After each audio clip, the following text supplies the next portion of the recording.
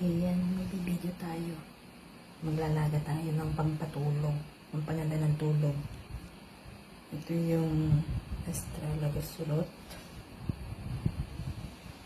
Ito yung great portok. At saka ito yung snow chrysanthemum. Lalaga po natin to. Uhugasan lang po. Tapos, lagyan ng tubig ng mga tubo. Yung medyo malaking bowl. Yun, lalaga natin ng mga 10 to 15 to 20 minutes.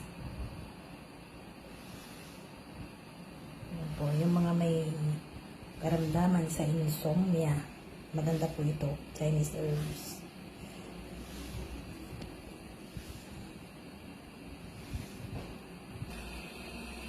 Yan na po siya.